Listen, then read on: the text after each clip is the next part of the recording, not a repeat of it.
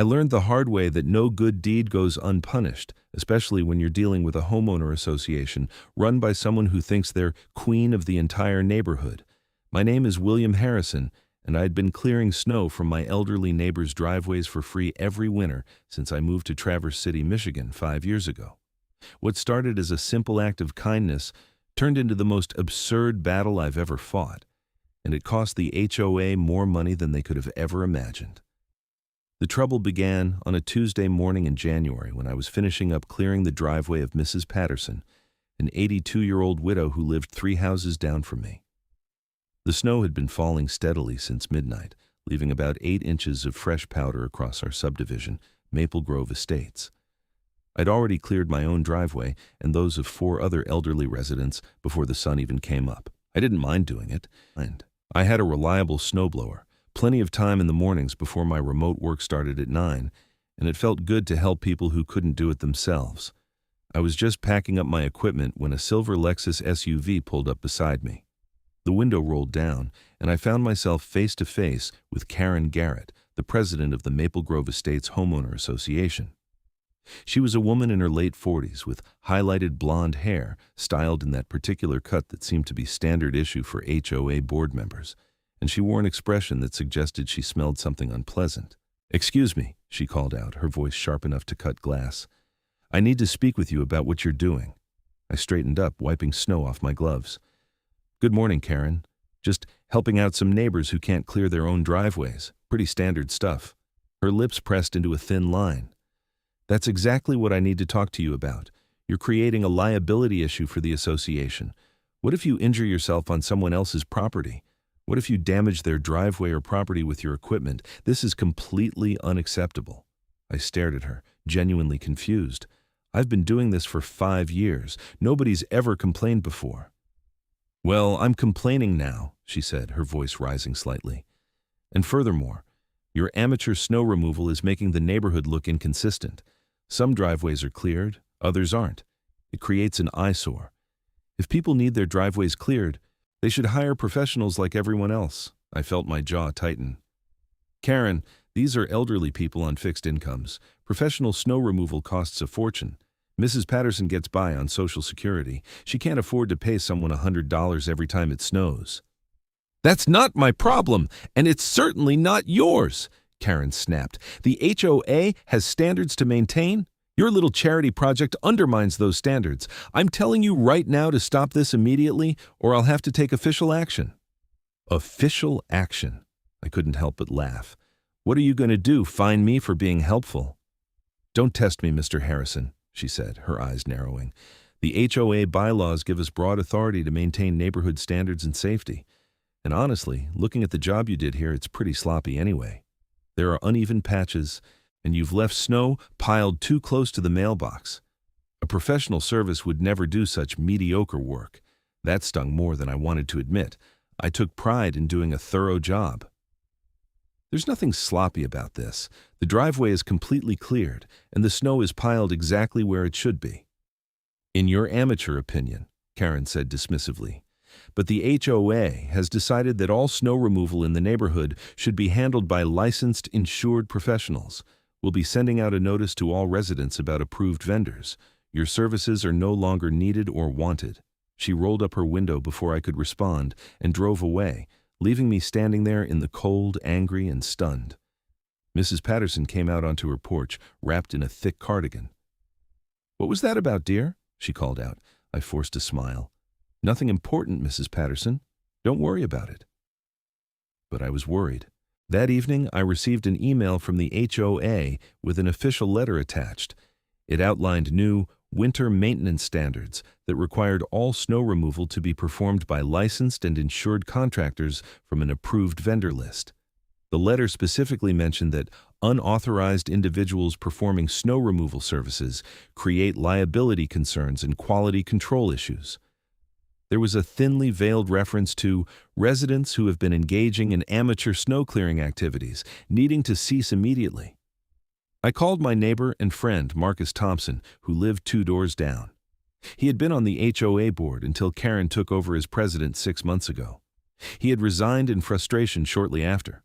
"She's out of control, Will. Marcus said when I explained what happened. She's been trying to micromanage everything since she took over.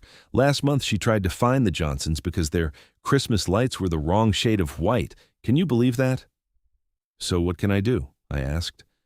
I don't want to stop helping these people, but I also don't want to get hit with fines. Marcus sighed. Honestly, the way the bylaws are written, she probably does have the authority to enforce this. The HOA can set standards for property maintenance, and technically snow removal falls under that. My advice? Play it smart. If she wants professional services, make her follow through on that promise. What do you mean? I mean, stop clearing the driveways, Marcus said. Let her deal with the fallout when these elderly residents start calling the HOA asking for help. See how committed she is to this professional standards nonsense when she has to actually solve the problem she created. I didn't like the idea of leaving my neighbors without help, but Marcus had a point. The next morning, when snow fell again, I only cleared my own driveway. It felt wrong driving past Mrs. Patterson's house and seeing her driveway still covered in snow. I saw Mr. Chen, another elderly neighbor, attempting to shovel his walkway himself, moving slowly and carefully. It killed me not to help, but I wanted to see how this would play out. By noon, my phone started ringing. First, it was Mrs. Patterson, asking if I was sick because I hadn't come by. Then, Mr. Chen called, and Mrs. Rodriguez and Mr. Walsh. I explained to each of them that the HOA had forbidden me from clearing their driveways and that they needed to contact the association for help. But I can't afford to hire someone, Mrs. Patterson said, her voice trembling. What am I supposed to do? Call Karen Garrett, I told her, giving her the HOA president's number. Tell her you need help with snow removal and ask about the approved vendors she mentioned. Over the next few hours, I later learned that Karen received at least a dozen calls from elderly residents asking about snow removal assistance. Her response, according to Mrs. Patterson, who called me back in tears, was that the HOA didn't provide snow removal services and that residents needed to hire their own contractors from the approved list. But the cheapest one charges $150 per visit, Mrs. Patterson said. I can't afford that, William. What am I going to do? I felt terrible, but I held firm. I'm sorry, Mrs. Patterson. The HOA was very clear that I'm not allowed to help anymore. You'll need to work something out with them. 3 days later, after another snowfall, the situation had become critical. Several elderly residents literally couldn't get out of their driveways. Mr. Chen had fallen on his icy walkway trying to clear it himself and had to be taken to the hospital with a sprained wrist. The HOA phone line and email were apparently flooded with complaints. That's when Karen called an emergency HOA meeting. I attended, along with about 40 other residents, which was the biggest turnout for an HOA meeting in years. The community center conference room was packed and tense. Karen stood at the front, her expression tight. I've called this meeting to address the snow removal situation that's developed. As you know, the board recently implemented professional standards for winter maintenance. You mean you banned Will from helping us? Mrs. Rodriguez called out from the audience. That's what you mean, Karen's face flushed. We implemented safety and quality standards that require licensed professionals to handle snow removal. This is for everyone's protection. Protection from what? Marcus stood up. Will's been helping people for 5 years without a single problem. The only problem is you didn't like it. The board makes decisions based on what's best for the entire community, Karen said stiffly. Now, we understand that some residents are experiencing financial difficulty with hiring contractors. The board has discussed this, and we've decided to arrange for a community snow removal service. That got everyone's attention. What does that mean? Someone asked. It means the HOA will contract with a professional snow removal company to clear the driveways of any resident who requests it, Karen announced. The cost will be added to your quarterly HOA dues. We've received quotes from several companies, and we're prepared to move forward with hiring Premium Snow Solutions, a highly rated local company. How much is this going to cost? I asked, standing up. Karen glanced at her notes. The contractor charges $800 per visit for full subdivision service, which would cover all driveways of residents who opt in. We estimate an average of 10 significant snowfalls per season requiring clearing, so approximately $8,000 total, divided among participating households. The room erupted. $800 per visit? People started shouting questions and objections. I did some quick math in my head. If 20 households signed up for the service, that would be an extra $400 per household for the season. For the elderly residents on fixed incomes, that was a significant expense. "This is insane," Marcus said loudly. "Will was doing this for free. Now you want to charge people $400 for something they were getting at no cost?" "Will was creating a liability issue," Karen insisted, her voice rising to be heard over the commotion. "This is the professional solution. If people don't want to participate, they can hire their own contractors or clear their driveways themselves." Mrs. Patterson stood up, her voice shaking. "I fell yesterday trying to clear my own walkway. I'm 82 years old. I can't do this myself, and I can't afford $400 extra.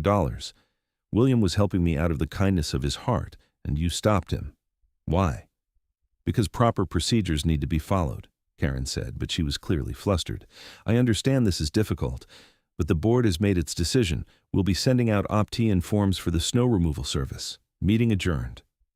She practically fled the room as angry residents tried to ask more questions. I caught up with Marcus outside. $800 per visit, he said, shaking his head. "That's highway robbery. I know the owner of Premium Snow Solutions. He's Karen's brother-in-law."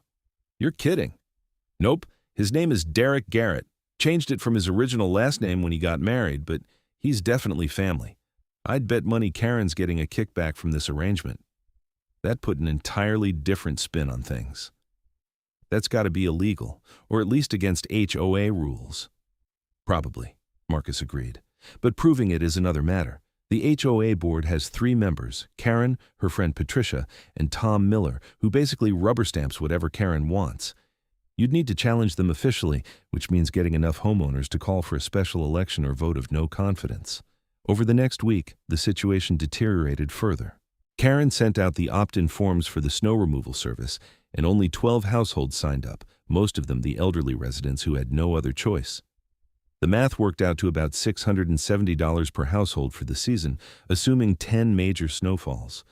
It was even worse than the initial estimate since fewer people had opted in. Mrs. Patterson called me crying after she received her adjusted HOA dues statement. "I can't afford this, William. I just can't. But I can't clear the snow myself either. What am I supposed to do?" I had been thinking about this constantly. "Mrs. Patterson, can you do me a favor? Can you request copies of all the contracts and financial documents related to this snow removal arrangement? As a homeowner in the association, you have the right to review HOA expenditures." "I suppose I can," she said. "Why?" "Just a hunch I want to check out. And in the meantime, I have an idea for how to handle your driveway situation, but I need to make some calls first." I spent the next 2 days researching HOA bylaws in Michigan property law. I also reached out to several neighbors and started organizing. If Karen wanted to play hardball with rules and regulations, I could do the same. The next snowfall came on a Friday night, dumping another 6 inches. Saturday morning, Premium Snow Solutions showed up in their trucks and began clearing the driveways of the 12 households who had signed up for the service. I watched from my window as they worked. The quality was fine, professional even, but the cost was absolutely outrageous for what was essentially a snowplow attachment on a truck and one guy with a snowblower. Around noon, I got a call from Marcus. "Will, you need to see this. I'm emailing you some documents right now." I opened my laptop and pulled up the email. It contained scanned copies of the contract between the HOA and Premium Snow Solutions, along with some financial records that Mrs. Patterson had successfully requested and shared with Marcus. The contract was for $800 per visit, as stated, but there was an additional clause that caught my attention. Premium Snow Solutions was paying a consultation fee of $200 per service visit back to the HOA for administrative oversight and coordination.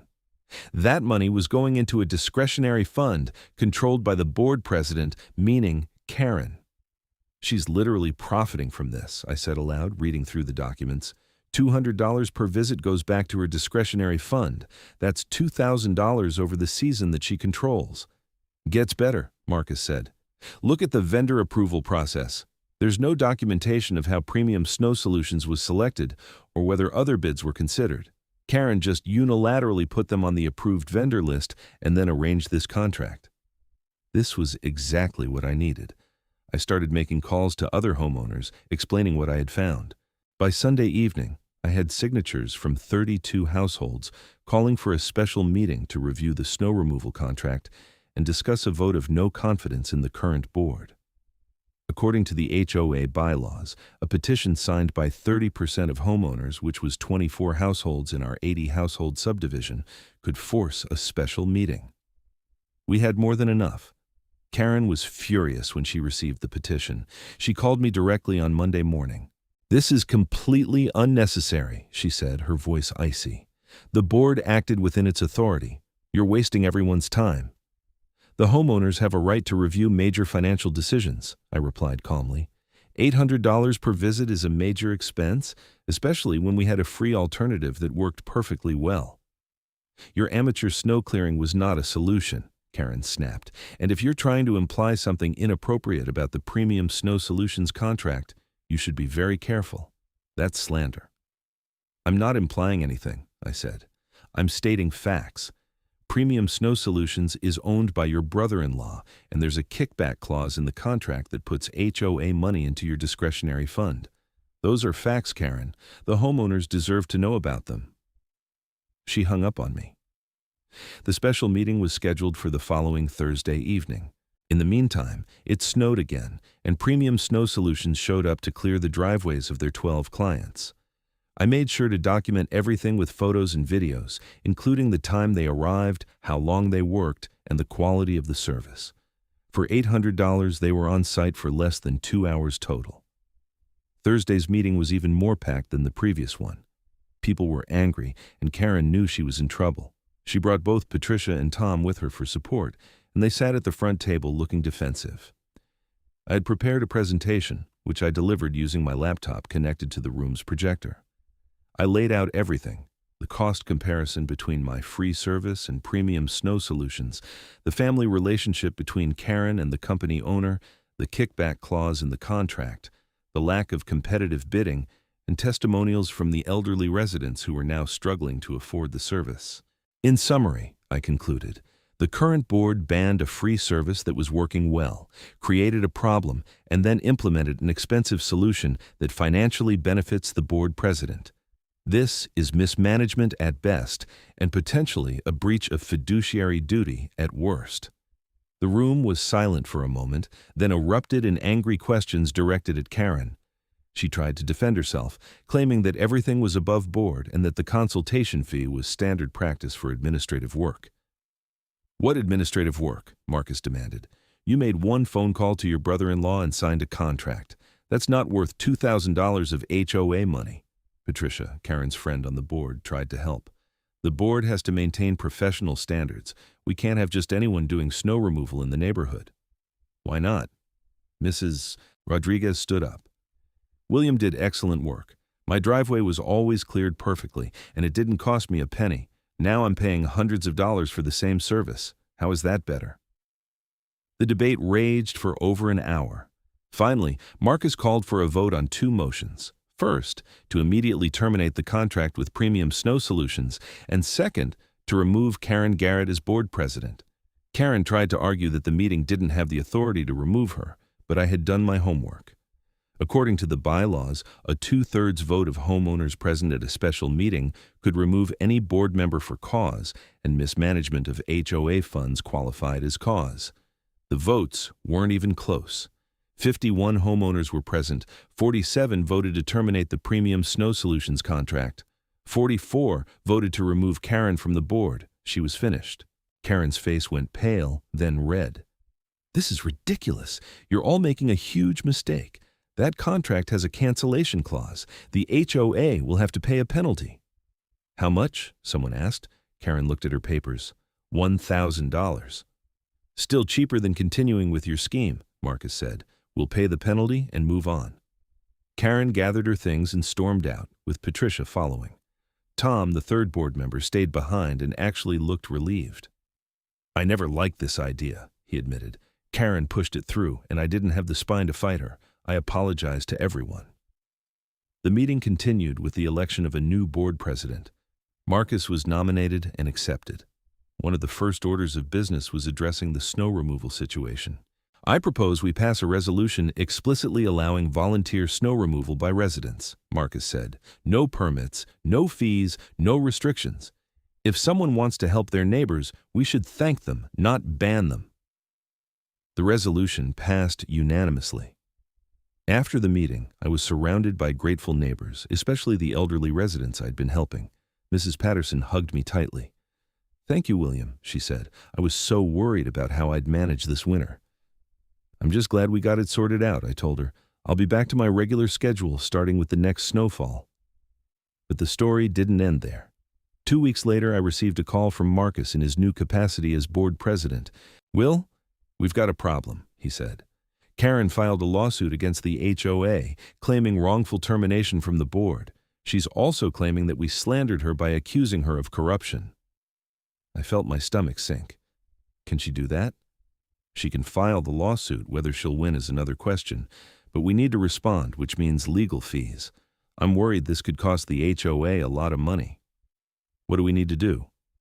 I've contacted an attorney who specializes in HOA disputes. He wants to review all the documents and meet with everyone who was involved in the board removal. Can you come to a meeting on Friday? I agreed and spent the next few days gathering all my documentation. The meeting with the attorney, a sharp-eyed man named Robert Chen, was thorough and intense. He reviewed everything: the original contract, the bylaws, the petition, the meeting minutes, and my presentation. "This is pretty straightforward," he finally said. "Ms. Garrett is grasping at straws. The HOA followed proper procedures for her removal, and nothing you presented at the meeting was slanderous. You stated facts that could be verified through documents. She might try to drag this out, but I don't think she has a case." "How much is this going to cost us?" Marcus asked. "My initial consultation and representation through any preliminary motions will be around $3,000, Robert said. "If it goes to actual litigation, we're looking at potentially $10,000 to $15,000. However, I think I can get this dismissed fairly quickly." The HOA voted to approve the legal expenses, and Robert went to work. He filed a response to Karen's lawsuit that systematically dismantled her claims. He also sent a letter to Premium Snow Solutions demanding a full refund of all payments made, citing the kickback clause as evidence of a conflict of interest that invalidated the contract. Meanwhile, winter continued, and I resumed my snow clearing routine. It felt good to be helping again without looking over my shoulder for HOA trouble. The elderly residents I helped were incredibly grateful, and several of them insisted on baking me cookies or giving me small gifts, which I accepted graciously. In early February, Robert called with good news. The judge dismissed Karen's lawsuit. He agreed that the HOA followed proper procedures and that your statements were factual and protected. Karen's attorney has filed notice that they won't be appealing. "That's fantastic," I said. "What about Premium Snow Solutions?" "They've agreed to refund 75% of the payments. They're keeping 25% as a service fee for the work they actually did, which is fair enough. The net result is that the HOA will recover about $4,000, which more than covers my legal fees." It felt like a complete victory, but there was one more surprise in store. In late February, I received a call from a reporter at the Traverse City Record-Eagle, our local newspaper. "Mr. Harrison, I'm doing a story about HOA overreach and abuse. Your situation was mentioned to me as a prime example. Would you be willing to talk about what happened?" I thought about it for a moment. Part of me wanted to just let it all fade away, but another part thought that maybe sharing the story could help other people dealing with similar situations. "Sure," I said. "I'll talk to you." The resulting article ran on the front page of the local section under the headline, "Local HOA, President Ousted After Banning Free Snow Removal." It detailed the entire saga, from Karen's initial confrontation with me through the lawsuit and its dismissal. The article quoted several of the elderly residents I had helped, and it painted Karen in a very unfavorable light. The story got picked up by regional news outlets and eventually made its way to some national HOA watchdog websites. For about a week, I did phone interviews with various journalists and even appeared on a local television news segment. The response was overwhelmingly supportive, with hundreds of people sharing their own HOA horror stories. Karen, for her part, kept a low profile. I heard through the neighborhood grapevine that she and her husband were considering moving to a different subdivision. Her reputation in Maple Grove Estates was permanently damaged. In March, as winter was winding down, the new HOA board under Marcus's leadership held a community appreciation event. They presented me with a plaque that read, "In recognition of outstanding neighborly service," which was touching if a bit embarrassing. More importantly, they announced a new Good Neighbor Fund that would help elderly and disabled residents with various needs, from snow removal to lawn care to minor home repairs. The fund was seeded with the money recovered from premium snow solutions and would be sustained through voluntary donations. The goal is to formalize the kind of helpful community spirit that William showed us, Marcus explained at the event. We want Maple Grove Estates to be a place where neighbors help neighbors, not where bureaucracy and petty rules get in the way of basic human kindness. The applause was genuine and sustained. I felt proud of what we had accomplished, not just in terms of getting rid of a bad board president, but in transforming the culture of the HOA into something more positive and community-focused. As spring arrived and the snow finally melted for good, I reflected on the entire experience. What had started as a simple act of clearing elderly neighbors' driveways had turned into a much larger battle about the purpose and proper function of homeowner associations. Karen had thought she could use her position of power to impose her will and even profit personally from it. Instead, she had mobilized a community, lost her position, faced legal consequences, and became a cautionary tale about HOA overreach. The irony wasn't lost on me. If Karen had just left well enough alone, I would have continued quietly clearing driveways every winter, and she would have remained HOA president. Her need to control everything and her apparent attempt to profit from the situation had been her downfall. The HOA had paid nothing for my services. Instead, because of her decisions, they had spent thousands on premium snow solutions, paid legal fees, dealt with a lawsuit, and suffered significant community disruption, all to stop something that was working perfectly fine. Mrs. Patterson summed it up best when she stopped by my house one afternoon in April with a homemade apple pie. "You know what I learned from all this, William?" she said as we sat on my porch, enjoying the warm spring weather. "I learned that sometimes the right thing to do is also the hardest thing. You could have just accepted Karen's order and moved on with your life. Instead, you fought back, not just for yourself, but for all of us who needed help.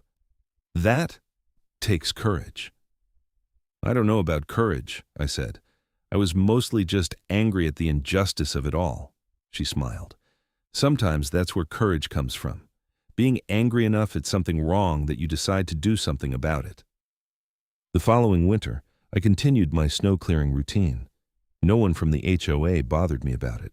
In fact, several younger residents approached me and offered to help, creating an informal network of neighbors with snowblowers who coordinated to make sure everyone who needed assistance got it. The Good Neighbor Fund helped purchase a second snowblower that could be shared among volunteers. Karen and her husband did eventually move away, selling their house in the summer and relocating to a subdivision in the southern part of the state. I heard she tried to join that HOA board but was rejected after a background check revealed the situation in Maple Grove Estates. Apparently, HOA drama follows you. Derek Garrett's premium snow solutions went out of business the following year. It turned out that the Maple Grove Estates contract had been their largest account, and when they lost it, along with the negative publicity from the newspaper article, other clients started asking uncomfortable questions about their pricing. Several other HOAs discovered similar kickback arrangements and terminated their contracts. Derek tried to rebrand the company under a new name, but the damage was done. As for me, I learned several important lessons from the experience. First, that HOA boards have a lot of power, but that power isn't unlimited and can be checked by informed and organized homeowners. Second, that transparency and documentation are crucial when dealing with any kind of organizational conflict. The detailed records I kept and the documents we obtained were essential to exposing Karen's misconduct. Third, that communities are stronger when they focus on helping each other rather than enforcing arbitrary rules. The most satisfying part wasn't the victory over Karen or even the recognition I received.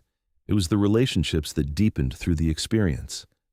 Mrs. Patterson and I became close friends, and I started helping her with other tasks beyond snow removal.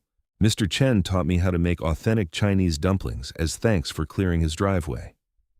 Mrs. Rodriguez introduced me to her granddaughter, and we ended up dating for several months before realizing we were better as friends.